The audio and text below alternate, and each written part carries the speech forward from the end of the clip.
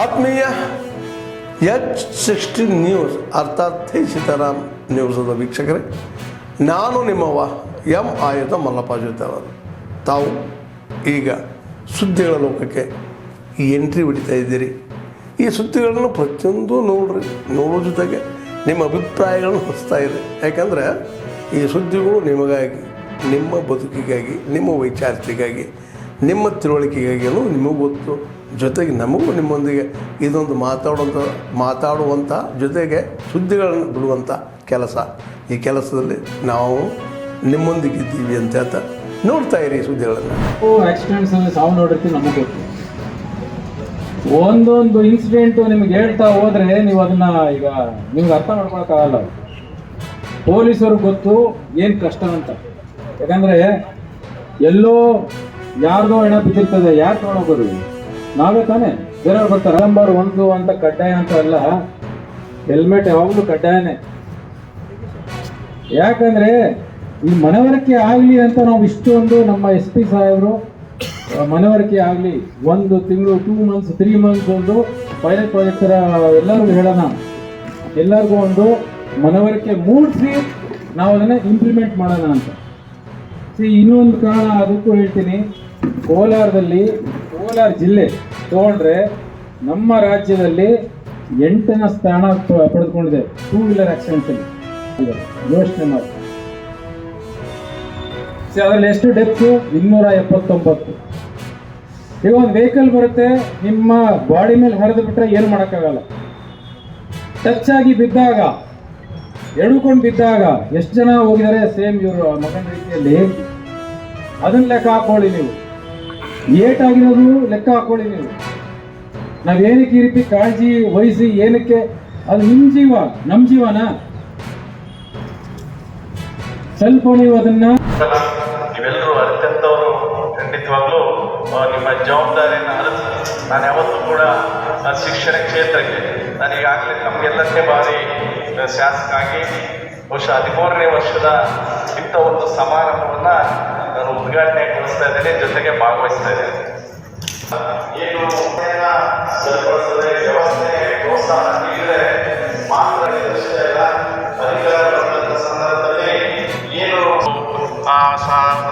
ಇನ್ನು ನಾವು ಜನಪ್ರತಿನಿಧಿಯಾಗಿ ಸಹಾಯ ಮಾಡ್ಬೋದು ಅನ್ನೋದನ್ನು ಅರಿತು ನಾನು ಶಿಕ್ಷಣ ಕ್ಷೇತ್ರಕ್ಕೆ ಭಾಳಷ್ಟು ಪ್ರಾಧಾನ್ಯತೆ ಮೊದಲಿಂದನೂ ಕೂಡ ನಾನು ಮೊದಲೇ ಸ್ಥಾನ ಶಿಕ್ಷಣ ಕ್ಷೇತ್ರಕ್ಕೆ ಕೊಟ್ಟಿರ್ತಕ್ಕಂಥದ್ದು.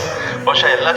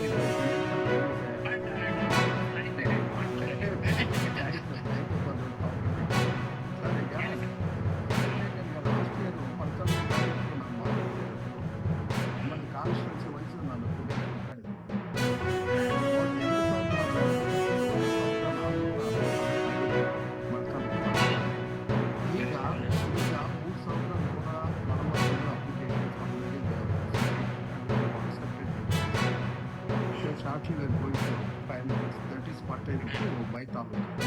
But with regard to the under my both the units, that is about 1,000. Earlier it was 2019 in third, but now we have reached to 1,087. And in Nayak Reddy, 1,286. But total put together in my constituency is 5,520.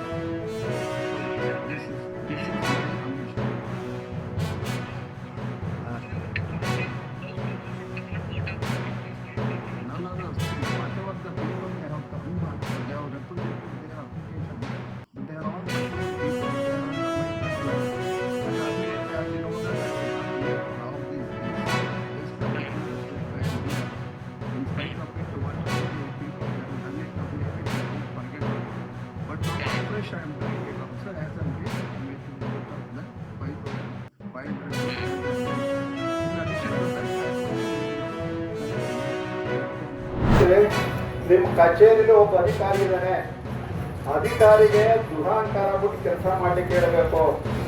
ಯಾರಾದ್ರೂ ರೈತರು ಬಂದ್ರೆ MLA ಹೋಗಿದ್ರ, MLA ಕಡೆಯಿಂದ phone ಮಾಡಿಸಿ, MLA ಕಡೆಯಿಂದ ಚೀಟಿ ತಗೊಂಡ್ಬಂದು ಹೇಳ್ತಕ್ಕಂಥದ್ದು ನಡವಳಿಕೆನ ಬಿಟ್ಟು ಕೇಳಿ.